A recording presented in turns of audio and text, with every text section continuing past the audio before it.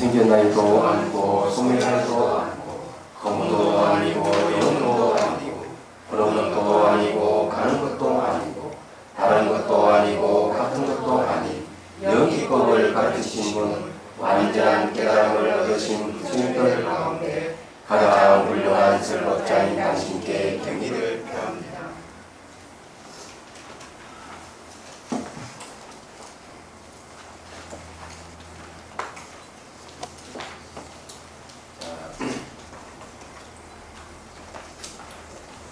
자, 31페이지로 공각 가운데 이제 오염된 마음을 따르는 공각, 중간에 마치 하는 것이 마치. 자, 이거는 이제 뭘 얘기를 하고 있는가 하면은 지금 이제 그 문명에 대한 이야기를 지금 하고 있는데 아주 중요한 거는 전번 시간 얘기했듯이 문명이라 하는 것 또한 영계의 각성을 떠난 것이 아니다 했습니다. 그래서 깨달음은 문명은 없으시나 각성은 없어지지 않는다고 이제 이렇게 얘기를 하고 있습니다. 이게 상당히 이제 중요해요. 그래서 거기에 본문에도 계시 문명, 문명인상은 분리 각성을 떠나지 않는다. 이렇게 좀 얘기를 하고 있습니다. 자, 그래서 이게 그 문명이 연기의 각성을 떠난 것이 아니다 하는 말은 12연기를 보면 알아요. 12연기를 보면은 12연기에는 두 가지 측면이 있어요. 한 가지는 유전하는 연기, 하나는 한멸 연기. 유전 연기라 하는 윤회하는 연기죠. 무명으로 인해서 행이 있고 행으로 인해서 식이 있고 식이로 인해서 명식이 있고 유깁, 촉수, 예치, 요생, 노사. 결국 늙고 병도 죽음 있는 거죠. 죽어서 다시 또 무명을 인해 가지고 또 이제 돌고 도는 거예요. 근데 이것도 연기죠.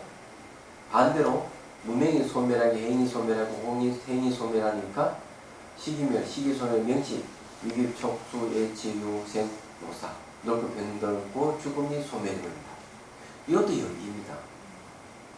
그렇기 때문에 이 연기에는 윤회하는 측면이 있고 열반에 이르는 측면이 두 가지 측면을 다 갖고 있는 것이죠.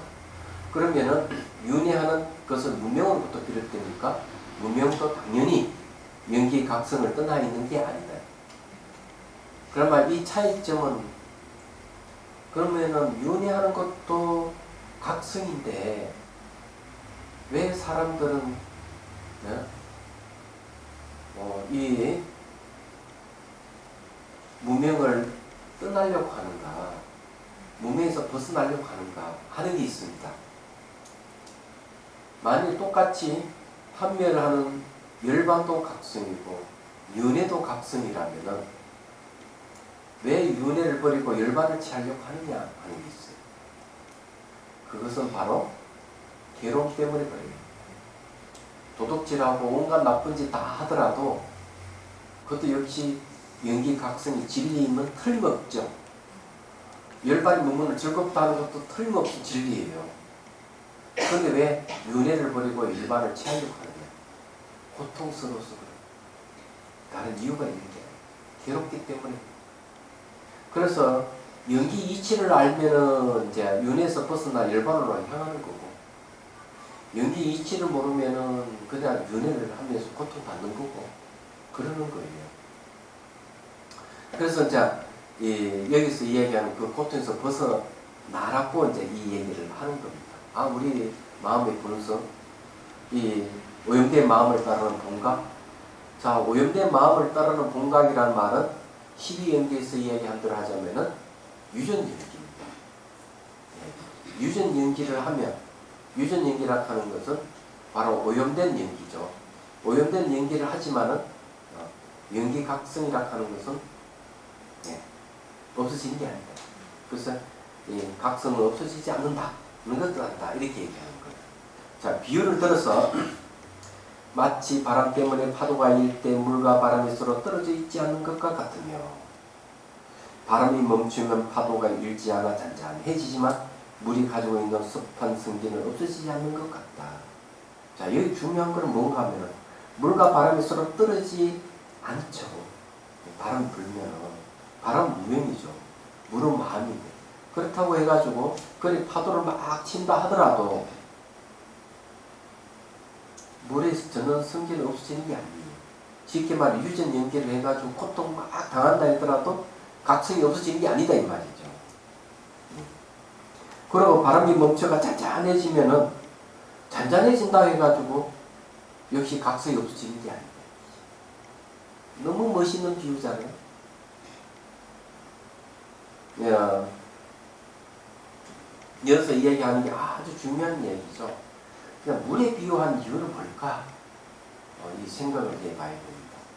물하고 마음이 같은 점이 있어요. 같은 점이 뭐가 있느냐 하면 두 가지입니다. 같은 점이. 첫 번째는 물은 움직이는 성질이 없다. 물은 움직이는 성질이 없죠. 그래서 외부에 영향을 줘야 돼요. 막 물건을 흔든다든지 바람이 분다든지 하면 물이 출렁출렁하고 외부의 영향을 받으면 출렁이죠. 근데 마음도 똑같아요. 마음도 움직이는 성질이 전혀 없어요. 외부의 영향을 받으면 그때서야 마음의 파도가 막 일어나는 거죠.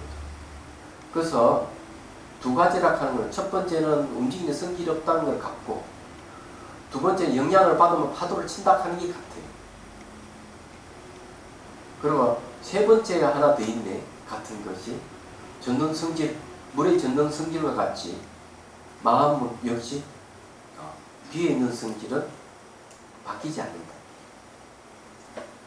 이게 이제 세 번째로 가보니까. 그래서 이런 물과 마음의 세 가지가 같다. 이렇게 얘기를 할 수가 있습니다.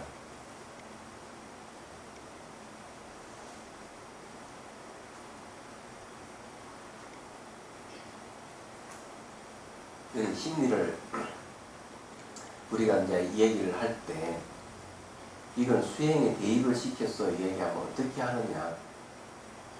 그러면은 바람이 불 때 내 마음을 바람이 흔들리지 않게끔 멈추는 방법이 뭘까? 기사마타수입니다. 마음을 한 대상에 집중해서 계속 단련을 하게 되면 마음에 두 가지가 생깁니다. 첫 번째는 마음의 근육이 생깁니다. 팔을 이렇게 하면 근육이 생기듯이 마음도 근육이 생깁니다. 예를 들어서 여러분 그런 경험 없어요? 경선할 때 숨을 들이쉬고 내쉬면서 어깨에 힘을 빼고 아무것도 하지 않는다.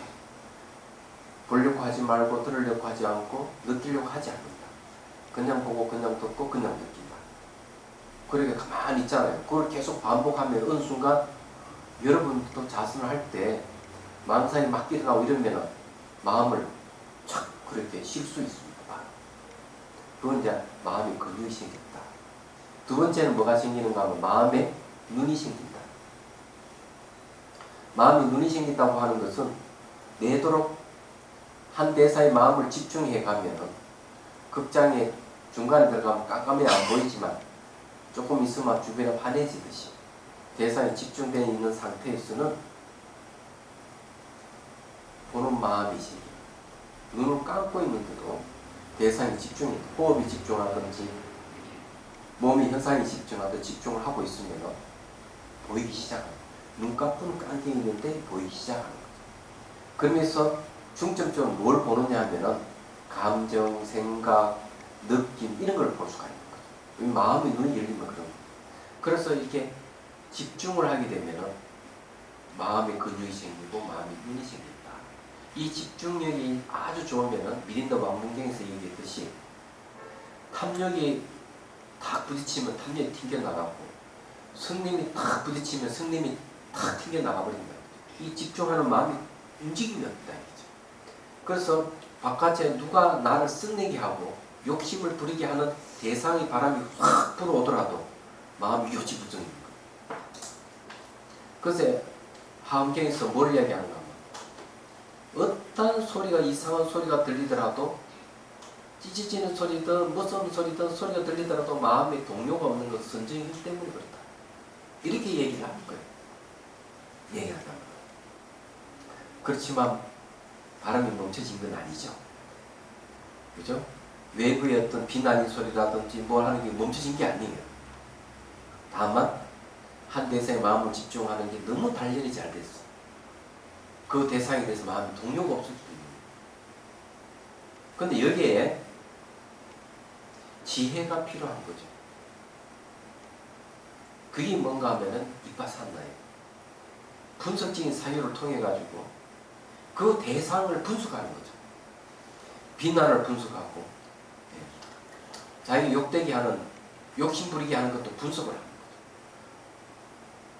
그래서 그 대상을 분석해 보니까 대상이 있다, 고정되어 있다, 분리되어 있다, 스스로 존재한다는 이런 믿음이 깨지는 거죠.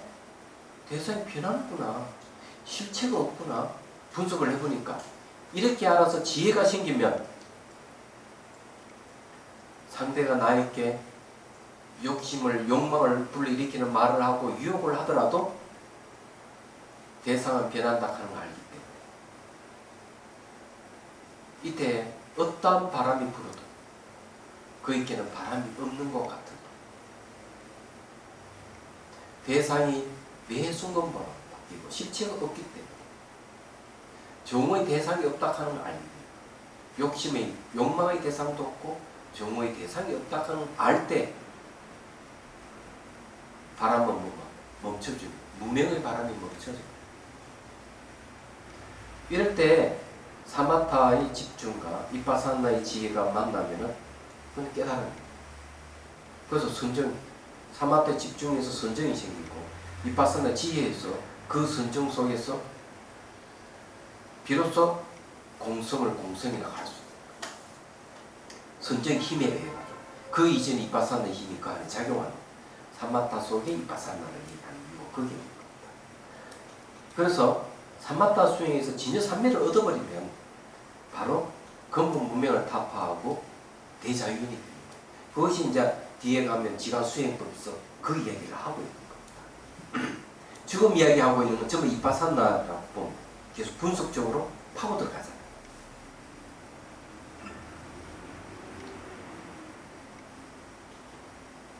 그래서 이빠사나에서는 넓게 분석하고 깊게 분석하고,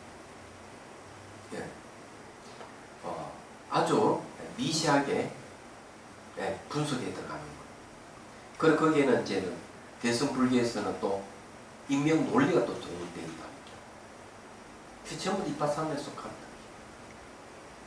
그러면은 이제 이 문제가 해결되는 거예요. 말하자면. 그래서 이 구절 내용이 매우 중요하고 수행이 중요한 거죠. 그 다음에 이 심리적인 문제에서 아주 중요합니다. 상대가 무슨 말하고 이럴 때 그게 바로 경계의 바람이에요. 경계의 바람이 문명의 바람이에요. 그게 내 마음이 출렁출렁거린다는 거. 이런 걸 어떻게 치유하느냐, 심리적인 것은. 마음의 파도를 잠재우는 방법이 뭘까 하는 거죠. 그래서 그 몇 년 전에 KBS에서 반영한 마음이라 하는 프로에서 이야기하는 내용이 뭘 얘기하느냐. 유럽이나 미국에서 우울증이라든지 이런 정신적인 문제를 해결하는 방법이 바로 무상이라는 방법을 쓰는 거예요. 과거는 지나갈 수 없고 미래는 오지 않을 수 없고 현재도 머물지 않는다. 머물지 않는다는 것. 현재라 하는 것도 초단을 쪼개보면 아무것도 없다는 것. 과거가 없고 미래가 없다면 현재도 없다는 것. 머물지 않는 그 자리에는 바로 공성의 자리예요. 무상적 공이라는 거예요. 그래서 머물지 않는 데는 사랑을 할 수가 없고 그 대상을 소유할 수가 없어요. 애착이 안 돼요. 그는 머물 수 없다 하는 사실을 아는 건 바로 그 대상으로부터 해방감을 느끼는 거죠. 그래서 머무름이 없는 그 자리에 머물게 돼요. 그 무주에 머문다 하는 거예요. 그런데 그 자리에 아무것도 없어요. 그 자리에 들어가면 선정으로 들어가는 자리예요. 선정으로 들어가면 공성의 자리예요. 근데 사실은 여기까지 안 가더라도 과거는 지나갈 수 없고 미래 오지 않을 수 없고 현재 머물지 않는다. 이 이 구절이 그냥 전신병을 다 낫게 하는 대단한 효력이 있는 거죠. 그래서 이제 이 구조를 그대로 심리치료에 응용이 된다. 이 원리가. 자, 봅시다. 제가 이게 뭐 몇 줄 안 되는 걸 너무 많이 해석하면 안 되겠죠? 자세히 좋습니다. 자세하게 말씀. 제가 왜 이런 이야기를 하는가 하면은 옛날에는 제가 이 대선 기신론 강의를 하면은 이런 현실적인 이야기를 많이 결부를 못 시켰어요. 그냥 이게 깊이 있는 얘기만 했지. 그러니까 오히려 더 어려워질 수 있다. 대선 기신론. 그래서 제가 옛날에 강의한 것도 듣고 지금 강의하는 것도 듣고 이러면은 훨씬 이 아마 대선 기신론에 대한 이해가 더 깊어질 거예요. 얘기하는 거. 그리고 현실에 응용하기도 아주 좋아질 것이라는 생각을 합니다. 자, 중생 또한 이와 같다. 중생의 인기적 자성이 청정한 마음이 무명 때문에 움직이나 청정한 마음이나 무명 모두 현상이 없다는 데서는 서로 떨어지지 않다. 무명도 현상이 없고 청정한 마음도 현상이 없어요. 근데 왜 무명이란 말을 쓰느냐 하는 것은 고통스러우니까 현실적으로. 그래서 우리는 고통의 원인이 바로 무명이죠. 무명에서 번뇌가 일어나고 번뇌가 바로 현실적으로 고통이라는 느낌을 가져다 오는 겁니다. 그래서 여기서 이제 아주 중요한 얘기를 하는 거죠. 그래서 청정한 마음이나 무명 모두 형상이 없다는 데서는 서로 떨어지지 않다. 그러나 마음 그 자체는 움직이는 것이 아니기 때문에 마음 자체는 움직이는 게 아니다. 뒤에 있기 때문에 움직임이 없어요. 무명이 사라진다면 번뇌 상속은 끊어지나 영기의 청정한 알모 없어지지 않는다. 지성불계라고 하죠. 영기의 청정한 알미 뭡니까? 바로 지입니다. 지성이에요. 지혜의 성품입니다. 그 없어지지 않는다 하는 건 파괴되지 않는다. 이런 말. 현대말로 진짜 제가 이 정화스님 번역이 얼마나 쉬운지 알 수가 있죠. 이 정화스님은 강당 시절에 강당에 갈 때마다 이 대승 기신론 여러 번 번역하고 찢어 없애고 번역하고 찢어 없애고 그리고 이 대승 기신론에 잘 알고 있는 스님들이 강사 스님이나 승사 스님 찾아가면서 다니면서 묻고 이랬다는 거예요. 이야기 들어보면은. 그래서 지금 이런 번역이 나오지. 그래서 읽으면서 바로 뜻이 이렇게 전달될 수 있도록 번역한다는 건 대단한 실력입니다. 다른 번역분하고 비교를 해보시면 아실 거예요. 자, 이게 이제 바로 지정상 지혜가 깨끗한 모습이다. 그래서 자성청정심은 뭐가 없다? 형상이 없다. 형상이 없기 때문에 그 자체 움직이는 게 아니에요. 그래서 생멸하는 마음하고 자성청정심의 생멸이 없는 마음하고는 코드가 안 맞아요. 근데 무명도 형상이 없는데 이러면은 무명과 자성청정심하고 같고 다르면 뭐가 있을까요? 이게 아주 중요해요. 네, 똑같은 형상이 없는데 이 자성청정심은 생멸이 없어요. 근데 무명은 멸하잖아요. 같은 형상이 없더라도. 그게 무슨 뜻인지 알아요? 똑같은 형상이 없다면 소멸하지 말아야 되는데 형상이 없는데도 자성청정심은 바뀌지 않고 무명은 왜 바뀔까? 왜 없어질까? 형상이 똑같이 없다면 무명도 사라지지 말아야 될 건데 그거 아시는 분? 성청정심은 생겨난 바로 사라지는 바가 없는 거고 무명은 생겨난 것이 때문에 사라지는 거. 무명이 생겨나기 때문에 사라져. 근데 형상이 없다면 생겨나는 것도 없어지는 게 당연하잖아요.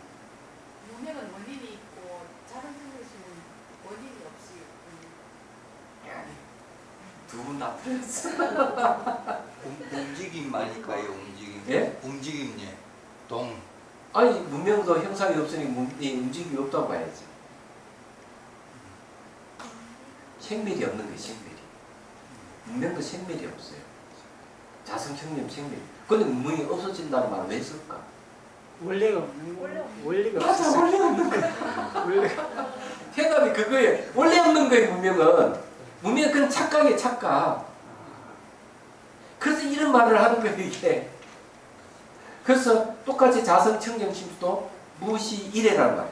비롯함이 없던 때부터 이런 말. 문명도 무시 이래라는 말을 쓰는 거예요. 혼련이라는 말을 쓰는 이유가 그거예요, 문명은. 그래서 이런 걸, 그 용어를 쓸 때 그런 걸 잘 파악을 해야 돼요. 그게 무슨 뜻인지. 이게 그래 재밌잖아요. 상당히 재밌는 내용이에요, 이게.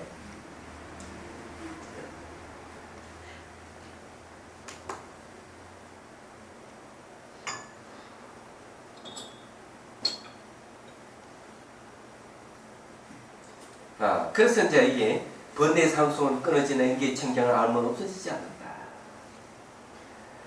자, 우리 근미시의식은 상속한다는 말을 써요. 상속. 연속체, 근미시의식은. 그래서 전찰나가 사라지면 다시 후찰나 생겨요. 그럼 전찰나 가지고 있는 정보를 그대로 다 갖고 있는 거죠. 그 이걸 심상속이라고 해요. 심상속. 그 이거는 뭐가 있어요? 마음이 상속한다 하는 것은 과거 정보를 유실하지 않고 상속하는 것은 바로 번뇌 상속을 얘기합니다. 이 번뇌 상속이 딱 끊어진다는 거죠. 그게 자성청정심. 자성청정심은 한 번도 움직인 적이 없다. 본질 비어 있어요. 그래서 신공이라고 말씀입니다. 신공. 마음이 공하다. 그게 아주 중요한 거죠. 자, 이제 부사의 업상. 도저히 생각할 수 없는 행위의 모습. 지정상이라 하는 것은 그렇다 이죠. 지정상은 바로 오염된 마음이, 이 오염된 마음을 따라서 따르는 본각이 바로 지정상의 모습이에요. 얘기하자면. 또 하나는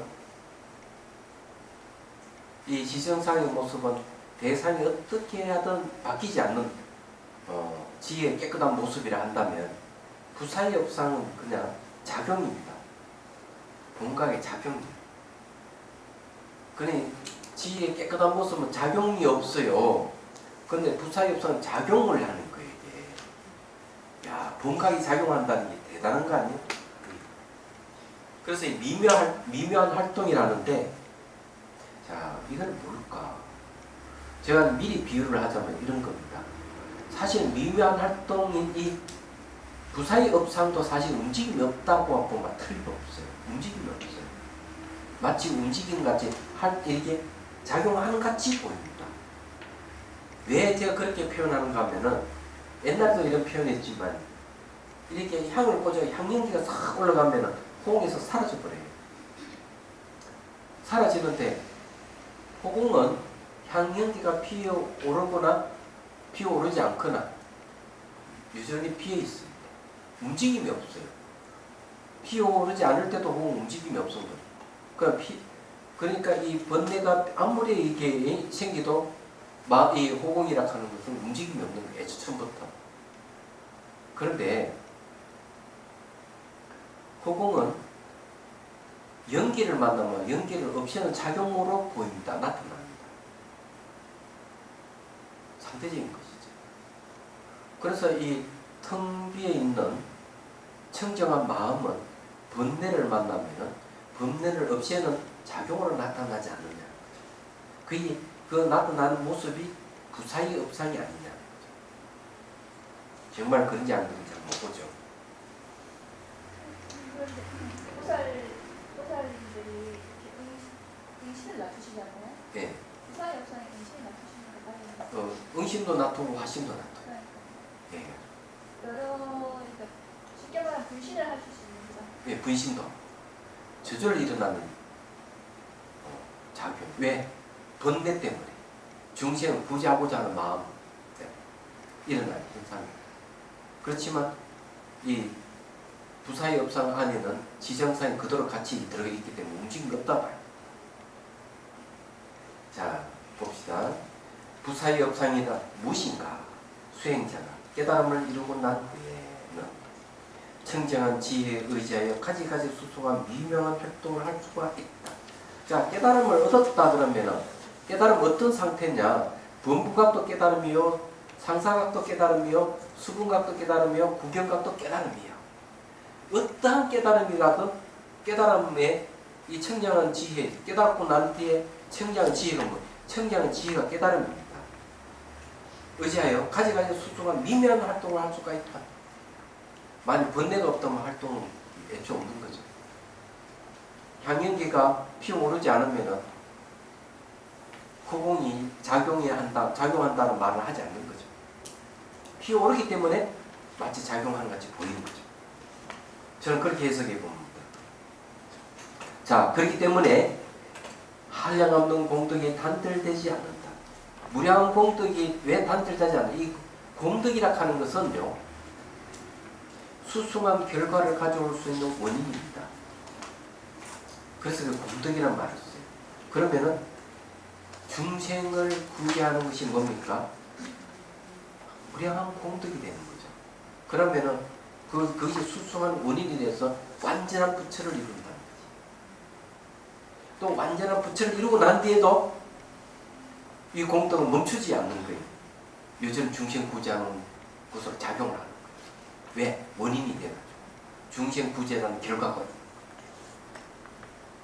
그러니까 부사리 없었는데 결국은 연기에서 벗어나는 거 아니겠죠? 예? 연기에서 벗어나는 것이 아니겠죠? 아니죠. 연기에 벗어난 하나도 없는 거죠. 그러니까 그렇게 된다는 거죠.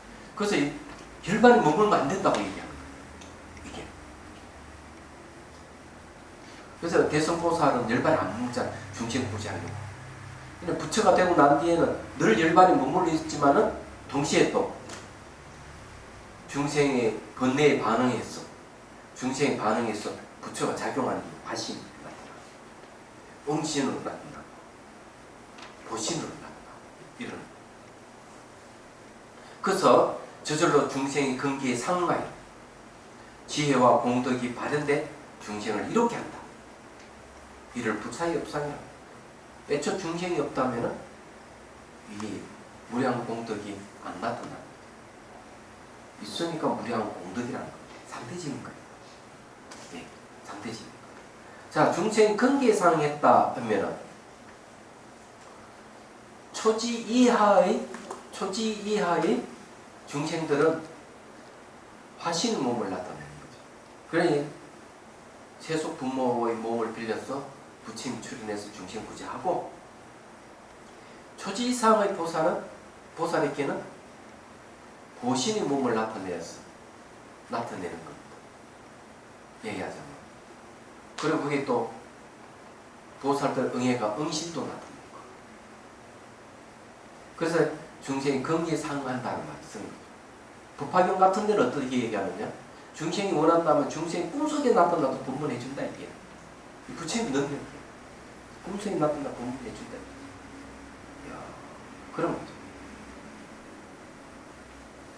그래, 이런 부사의 업상이라고 하는 것은 우리의 상식적인 행위에서 벗어나는 거예요. 상식적인 행위에 벗어나는 것 중에 골라라 하면 참 많아요. 그 어디에 봐야 되는가 하면은 부처님의 전생 이야기, 자타가를 보시면 돼요. 부처님 전생 이야기가 전부 다 지금 중생부자하는 모습. 은비호랑이가 새끼를 낳아서 굶어 죽게 되니까 왕자의 몸이죠. 자기 몸을 던져서 생명을 살려줍니다. 어떨 때는 사슴의 왕이 되어서 자기 어미사슴의 새끼를 뵐 때 그 어미사슴을 대신해서 자기 왕이니까 자기가 죽으러 가는 이야기. 또 500마리의 원숭이 왕이 됐을 때는 지혜를 발휘해가지고 물속에 있는 흉악한 괴물로부터 자기 부족이죠. 원숭이들을 살리는 이야기. 이런 거 많아요. 또 사슴으로서 사람을 살리는 이야기. 그러니까 있는 양이 동물로 변해가지고 그런, 어떨 때는 토끼로 나타나요. 어떤 수행자를 돕기, 선인을 돕기 위해서 음식을 구하는데 음식을 못 구하는 거예요. 다른 어떤 뭐 원숭이라든지 여우는 이 수행자에게 먹을 걸 갖다 줬지만 자기가 먹을 걸 갖다 찾을 수 없으니까 마른 장자가 불을 피워가 자기 몸을 던졌어. 자기 몸을 던졌어. 이런 거 얘기하자. 이런 게 이제 부사의 업사예요. 그러면 현실적으로는 그런 건 나타날 경우가 있습니다. 자기 몸을 던져가 사람 구하는 게 무의식적인 것이지만 그렇게 하는 게 전부 부사의 업사예요. 그런 일이 많잖아요. 일본에서도 그런 어떤 청년이 뛰어든 일본 사람을 구하 자기가 죽은 이야기. 저기 세월호 사건이 터졌을 때 그 안에서 학생들을 구하고 자기 죽은 선생님이야. 밖에서 또 구조 작업했던 사람. 이런 사람 부사의 업사는 그 사람 깨달았든 못 깨달았든 아무 관계 없어요. 못 깨쳐도 무의식적으로 행동하는 경우가 나타나요. 근데 여기는 깨달은 사람이 얘기죠. 깨달은 사람이 이런 일을 하는 거죠. 지혜에 의지해가지고. 대단한 거죠.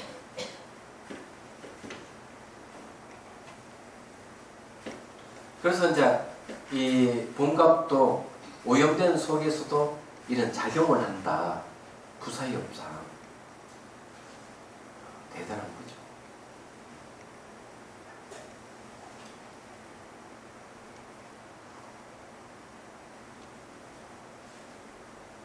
이 무의식적이라는 말을 썼는데 제가 그 자비선사를 창건을 했단 말이에요. 이 95년도에. 그런데 보통 이제 절을 지으면 우선 작게 지어서 출발을 해요. 근데 겁도 없이 5,000평 사서 했고, 집도 겁도 없이 막 60평 크게 짓고, 그거 왜 그런지 모르겠어. 근데 내가 큰절에 살았기 때문에 아마 그랬지. 무의식적으로 배포가 커져가지고 총님이 사니까 마음이 커져가지고 크게 해버리고 겁도 없이 그런 게 있더라고. 보니까 누구는 그렇게 하면 발발발 떠서 못하는데 그런 것도 은연중에 아마 공부를 하면서 배포가 커져서 그렇지 않을까 이런 생각을 합니다. 이런 방가사유상은 우리 한국에 비었다던데. 뭐가요? 이런 방가사유상. 그럼 우리 예. 한국에 비었다니. 다른 그럼- 나라는 없다니. 예, 그런 말 듣긴 우리 들었어요. 한국에만 있답니다. 그럼 미륵 방가 사유상이 왜 멋있는가 하면 사유가 그런 거예요. 사유. 예, 사유가 뭐냐면 이파산나거든요. 예, 앉아있다. 그래서 이게 그 야스퍼스 같은 이는 일본에 어디 갔는가 하면은 이 광룡산가 그 가면은 이 미륵 방가 사유상이 있습니다. 그 어느 일본 청년이 그걸 보고 반해가지고 그 올라가서 만졌어요. 근데 이게 이제 일본에서 조성된 것을 다 그렇게 했는데 만졌는 주시 와가지고 야나를 치니까 깜짝 놀라 내려왔는데 이렇게 붙들고 있다가 얼른 내려오다가 손가락 하나 부러뜨린 거야. 그래서 이게 나무 재질을 살펴보니까 한국에서 난 나무인 거야. 그래서 이게 한국에서 건너갔다는 걸 알게 된 거죠. 그래서 야스퍼스는 또 거기다 찬탄을 했어요. 미륵 방가 사유상 보고 감탄을 한 거죠. 생각하는 노대는 별거 아니다. 비교가 안 된다. 너무 멋있어. 실제로. 와. 성정 본각.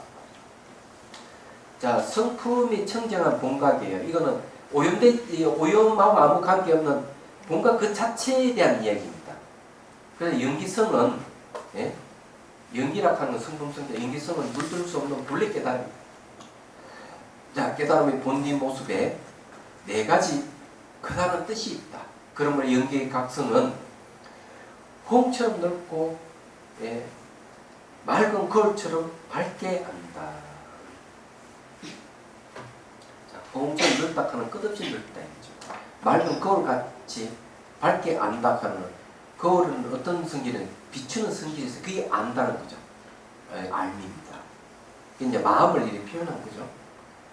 자, 첫째, 연기각성은 참으로 빈 거울과 같다. 여실 공경이에요. 여실이 있는 그대로 가감 없이 튀어있는 거울이다. 왜냐하면 허망하게 분별하는 마음과 분별된 모든 경계가 본래부터 없어 허망한 법이 나타날 수도 없고 허망하게 알아차리는 작용도 없기 때문이다. 작용이 전혀 없다. 그래서 이제 분별이 없는, 그럼 주객이 없는 자리를 얘기합니다. 그냥 비어있어요. 둘째, 연기각성을 안으로 열애장을 원인으로 하여 모두 공도를 갖추기에 위에 있지 않는 거울과 같다. 자, 열애장을 원인으로 한다. 열애장은 다른 말 불성입니다. 부처의 성품을 얘기합니다. 근데 부처의 성품은, 불성은 어디서 오고 열애장을 왜 열애장을 했을까? 이걸 이제 여러분들이 이제 이해를 해야 됩니다. 네, 그게 이제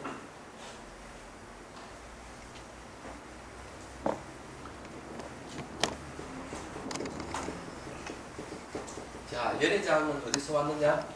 불성에서 왔어요. 불성에서 어디서 왔느냐? 공성에서 왔어요. 네. 그래서 불성론에도 공성은 이게 상을 없앤다고 했어요. 상을 없앤다고 하는 말은 해심일경이 나오는데 우리가 이제 수행을 하면서 공성이다 초점 맞춰 수행을 하면 모든 상이 없어서 부처를 이루어요. 부처를 이루기 때문에 공성을 불성이라고 하는 거죠. 부처를 이루게 한다니까. 그런데 부처를 이루는 성품이기 때문에 그 더 우리가 표현한 열애장이라는 말씀. 여기에 감출 장자, 감춘다는 여기 포인트가 얘기하잖아요. 그래서 뭘 감추느냐 이거죠. 뭘 이렇게 감추느냐. 이 세 가지 뜻이 있는 거예요. 첫 번째는 법신편만, 두 번째는 진여무차별, 세 번째는 종성.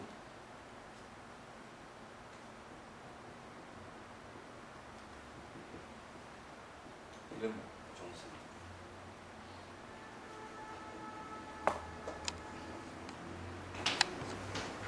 자, 법신편말이라는 말은 법신이 온 법계에 그냥 그대로 두루하다는 얘기. 편말이니까.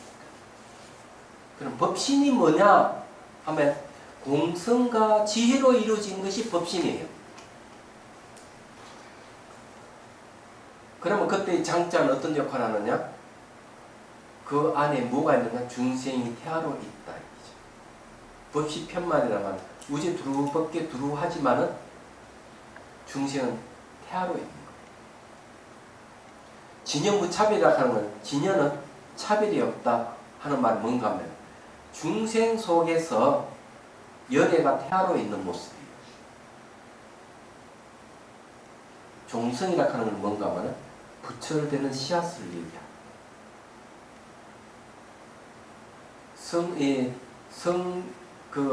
우리 성시할 때 성자, 김씨 할 때 그 성자 쓰기도 해요. 얘기하잖아요. 그건 세 가지 뜻이 있는 거죠, 장자는. 그러면 저 말은 다 합해서 하는 얘기가 뭔가 하면 중생은 부처될 수 있다 이 말. 불성이라는 뜻이 그런 거. 그래서 이게 뭘 얘기하고 있는가 하면은 재밌는 얘기를 했어요. 열애장을 원인으로 하여 모든 공덕을 갖추기에 비있지 않는 그것과 같다. 모든 공덕을 갖췄다는 말이 무슨 말이에요? 앞에 무량한 공덕이 단절되지 않는다는 말도 했죠. 부사의 업상에서 그 얘기했어요. 그 말은 모르겠어요. 왜 열애장에는 이게 모든 공덕을 갖춰서 비어있지 않다 했을까? 원래 열애장은 다른 말로 공성인데 공은 상을 없앤다고 했죠. 공은 공하지 않는 것을 다 없애요. 그래서 공은 공하지 않는 걸 없애기 때문에 그걸 뭐라 하는가? 무량한 공덕이라 그래요. 왜? 그 공덕은 엄청난 결과를 가져올 수 있는 씨앗이기 때문에. 그래서 공성을 불성이라 하는 이유가 거기입니다. 불성은 또 다르게 얘기하면 열애장이란 말이죠. 열애를 감춰져 있다. 또 열의 안에 중생이 태아로 감춰져 있다. 이런 말을 하는 거죠. 뭐 때문에?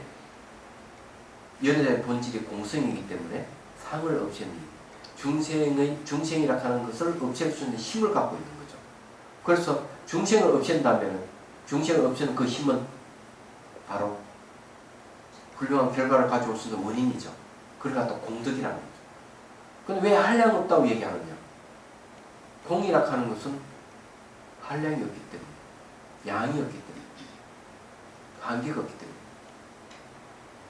그래서 여기서 모든 공덕을 갖출 게 비있지 않다 이거죠. 그게 뭔가 하면은 거울과 같다 이거죠. 그래서 그건 인훈습경이라. 자, 인훈습이란 말은 뭐냐? 원인이죠, 원인. 어떤 원인이냐? 열애장이라는 게 원인이 되어가지고 훈습한다, 영향을 끼친다 이거죠. 열애장은 바로 공성이잖아요. 나의 본래 갖춰져 있는 자성, 청정심, 이 공성인데 번뇌를 용납하지 않는 거죠. 번뇌를 용납하지 않는 것이 원인이 되었어. 번뇌를 만나고 번뇌를 없애는 힘을 갖고 있는 거죠. 그래 인훈습이라는 거죠. 그걸 뭘 비유했나? 거울 같대. 그러면 이거는 거울은 어때요? 아는 성질을 갖고 있죠. 그래서 무상을 알고 고를 알고 무아를 알고 공성을 알고 이 알미 바로 열애장의 작용, 공성의 작용이에요. 이야기하자고. 이 여기 있는 거죠. 그럼 여러분들이 이제 이런 걸 갖추고 있기 때문에 어찌했냐? 생사를 싫어하고 열반을 구하려는 마음이 일어나요. 좀 더 나아가면은 열반에 머물지 않고 중생을 구제하려는 마음을 내는 거죠. 그게 바로 무량한 공덕이에요. 그걸 갖추고 있는 거예요. 이게 대단한 거죠. 까먹기 전에 질문하고 싶은데 질문 내용을 까먹을까 싶어요. 여기 열애장 안에 세 가지 감춰진 뜻인데 그게 그중에 정성이 있다고 해요. 그 정성이라는 거는 중생이 이제 부처될 씨앗을 가지고 있다는 말씀이잖아요. 근데 공이 공성에서 상을 없애는 중생상을 없애는 거잖아요. 그럼 저기 정성을 가진 중생이라는 거는 자기가 중생이라는 걸 자각할 수 있는 인간 같은 중생의 상을 없앤다는 말인지 아니면 모든 테란, 스파드 네 가지 그런 중생을 다 포함하는 뜻인지. 예, 다 포함해서 합니다. 그런데 동물 같은 경우에는 물론 그 동물도 인식이 있긴 하지만 자기가 사람 인간만큼 자기가 중생이라는 그런 상이 있다고 봅니까? 그렇다고 없앨 수 있겠지만 그 동물이 공성을 깨달아가지고 그렇게 될 수는 예. 없지 않습니까? 그러니까 축생을 태어나지 말아자. 그래서 제가 궁금한 거는 여기서 저 상을 중생의 상을 없앤다는 거니까 중생상을 없애는 것도 결국은 자기가 나가서 그렇게 하는 거잖아요. 예, 중생이라 했을 때 우리가 이 모든 생명체는 다 중생이야. 그러면은 우리 동물하고 사람을 비교했을 때 같은 점이 있단 말이에요. 그럼 뭐 같으냐면 첫 번째 감정이 있고 동물도 생각할 줄 안다. 이 같아요. 인간면체 그렇게 아주 그 조직적으로 깊이 있게 합리적으로 사유하는 건 없지만 그 다음에 뭐가 있느냐면 세 번째는 뭐가 있느냐면 고통을 느낀다. 그러면 이거는 전부 다 마음이 속합니다. 그래서 이게 세 번째는 마음이다. 똑같다는 거죠. 그렇지만 이 마음은 그 안에 수많은 정보가 들어있는 거죠.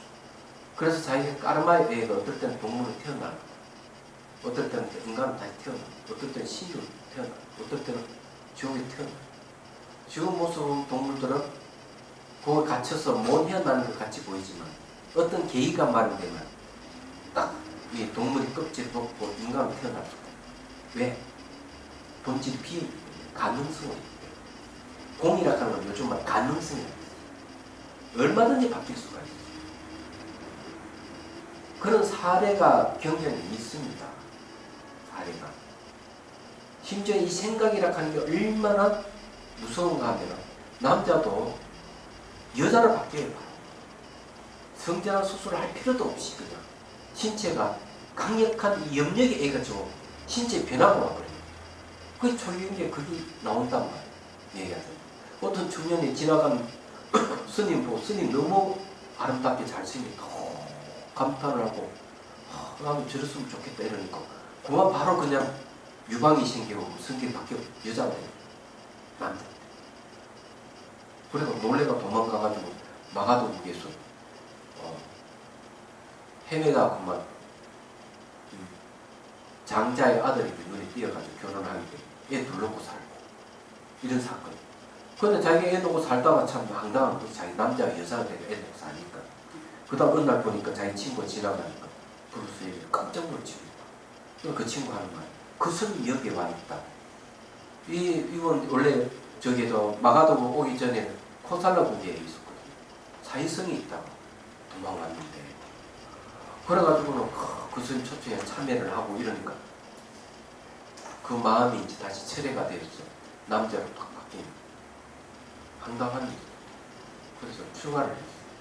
그래가 친구들이 이제 친구한테 쫓아가서 얘기를 해. 야, 네 마누라가 난 자식 이쁘더냐? 네가 난 자식 이쁘냐? 이러니까 그야 내 뱃속은 난 자식 더 이쁘지?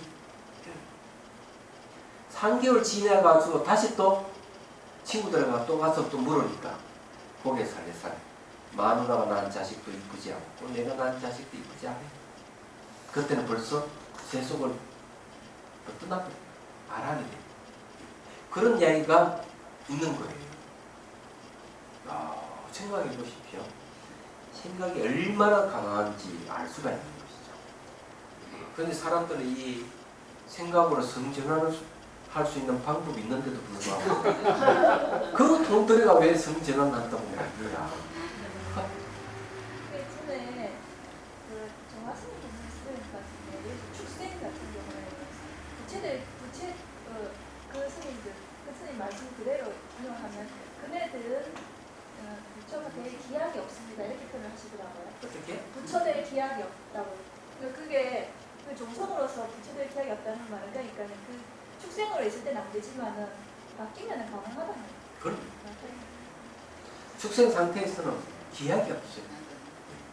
그래서 이제 인연을 지수해야 되는 거죠. 그래서 전에 오는 기회 같은 건 뭐 해타라 하고 막 불러주고 그러잖아요. 막 그런 인연 지주만 그게 가능해요. 그래서 제가 옛날 큰 스님에 들은 얘기가 그것도 얘기했잖아요.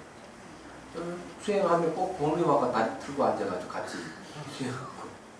이 스님이 하산에서는 큰절에 조실로 있는데요. 한 20년 지나고 난 뒤에 행자거든요. 행자. 지지로 저기 행자 시간 제대로 못하니까 좀 따실해서 조금 낼라 하니까 그래도 인연이 있든지 이 행자가 내 조실스님 만나보고 결정하겠다. 조실스 탁 만드니까 조실은 한번 이 곰탱이 같은 거 하고 야가를 치는 순간 자기 전생을 알게 돼요. 자기 곰이었다는 거죠. 그러니까 그런 인연에 의해서 인간은 태어났다. 왜? 본질의 공성이기 때문에 결정된 게 아무것도 없으니까. 언제든지 바뀔 수가 있다. 그런 마음이라는 굉장히 힘을 가지는 것이라는 걸 알 수가 있는 것이죠. 그런데 공성과 불성의 차이점이 있다는 걸 아세요? 불성은 마음이 있는 모든 생명체에게만 해당하고 공성은 무정머리까지도 본질의 공성이 되는 거죠. 외견이 차이가 있어요. 그걸 분명히 여러분들 인식하셔야 됩니다. 돌멩이 여기에 불성이 있다 이러면 안 돼요. 아는 거예요. 불교 역사로 보면 공성이 먼저 나온 경우는 그럼 공성이 먼저 나오죠. 그래서 저기 이제 발전해서 저렇게 이제 불성 여러 장으로 발전해가 시대 상황에 맞춰가지고 용어 바뀌는 거죠. 말하자면. 그래서 세상의 모든 경계가 연계의 각성에서 나타나는 것이므로 눈에 보이는 이런 전부 다 연계 각성에서 나타나는 거예요. 예.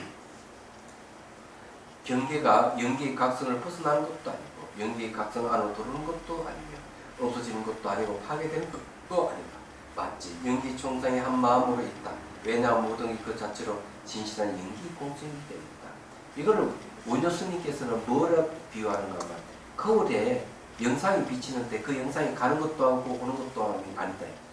생기는 것도 아니고 사라지는 것도 아니고 가고 오는 것도 아니고 똑같은 거. 유인기각성이 부서나는 것도 아니고 안으로 들어오는 것도 아니고 없어지는 것도 파괴되는 것도 아니다. 거울에 비친 사물과 같다. 그렇게 얘기합니다. 그럼 우리 마음을 거울에 비유하는 거죠. 그래서 여기에 내가의 거울을 얘기하는 이유 그걸 얘기하자면 너무 오래 하면 안 되는 게 오늘 요까지만 하고 요걸 좀 더 인기각성에 대한 설명 두 번째 인훈숙경에 대해서 설명 좀 더 하도록 하겠습니다. 이런 이제 공부하면 재밌는 게 너무 많이 나오기 때문에 이런 걸 자꾸 논의를 해서 또 파야 돼요. 그럼 아주 재밌는 사실이 굉장히 많이 나옵니다. 이런 거는 생명의 본질에 대한 이야기이기 때문에 달라이 라마 스님께서 뭘 얘기하는가? 이 우주의 기운을 얘기할 때 마음을 빼놓고 우주의 기운을 얘기하면 안 되고 생명의 근원을 얘기할 때라도 생명의 탄생의 비밀의 마음을 제껴놓고 이야기하면 안 된다. 이렇게 얘기하는 겁니다. 그런데 과학자들은 이 마음에 대해서 이제 와서 50여 년 전부터 이제 비로소 그냥 마음에 대해 파고들기 시작하죠. 이 인지과학이라고. 그지만 그 전에 별로 관심이 없었죠. 얘기하자면. 그러다가 지금 이제 연구하기 시작을 이제 하는데, 어쨌든 불교는 이런 이 마음의 문제는 벌써 2500년 전부터 끊임없이 연구되어 왔기 때문에, 과학자들이 이제 또 새로운 연구를 계속 쏟아내지만 결국 불교 경전이나 논술을 보지 않으면 안 될 것이다 하는 생각을 합니다. 아직까지 뭐 내과학이 와서 막 얘기하지만 내과학이 또 이 잘못된 게 있다 하는 것을 다시 이제 이 신경과학자는 또 문제 제기를 하고 있는 사안이에요. 그런데 역시 마음하고 관련되는 그런 이야기죠. 어쨌든요, 이 마음의 문제는 대단한 겁니다. 질문할 게 있어요. 우리 등산할 때나 아니면 일상에서 알아차림 할 때 알아차림하고 있을 때 주시하는 자 지금 자각하고 있는 이 마음은 그러면 공성이나 불성이나 이렇게 대대를 줄 수 있나요? 네, 진공. 마음이 본래 비어 있는 걸 같은 마음. 그래서 주시자는 말을 쓰는 거죠. 그래서 그런 것은 이제 능경에서도 얘기를 하고 있어요. 파사이 왕이 저는 마치 외도가 잘 죽으면 아무것도 남지 않나 저는 두렵습니다. 그런 겐지스 강을 언제 건넜습니까? 3살 때 어머니 품에 안겨 건넜습니까? 그것도 언제 건넜냐? 이러니까 10년 후, 20년 후 여러 차례 건넜습니다. 그러면 겐지스 강을 어릴 때 볼 때는 지금 볼 때는 어떻습니까? 강물이 흘러가 보이는 거는 계속 바뀌어가지만 보는 성분은 바뀌지 않아요. 그 주시자죠. 보는 성분. 그러면 안 바뀌는 거죠. 그렇다면 이거는 여러분도 어릴 때도 보고 지금도 보고 보이는 대상은 계속 바뀌어갔어요. 내 감각도 바뀌고 생각도 계속 바뀌어가는데 보는 건 안 바뀌는 거예요. 이거는 10년 전, 100년 전, 1000년 전, 10,000년 전 신석기, 부석기 더 지나가더라도 지구가 탄생한 이전 돌아가더라도 우주가 생기기 이전으로 돌아가더라도 이건 안 바뀐다는 거죠. 얘기하자면. 그게 주시자라고 하는 건데. 근데 주시자라지만 주시하는 놈은 없어요. 돈이 비어있기 때문에. 그렇게 얘기를 하고 듣는 성분도 마찬가지예요. 자, 해양계 중생들을 구하려는 마음으로 깨달음의 정수를 이룰 때까지 부처님과 법과 선거에 항상 기이합니다. 지혜와 자비를 갖추고 이 정을 위해 노력함으로써 부처님 앞에 머물겠습니다. 원만한 보심을 일깨우겠습니다. 보계가 일어난 중생이 일어나 저도 함께 따라 머물며 중생의 고통을 없애는 자로 남겠습니다.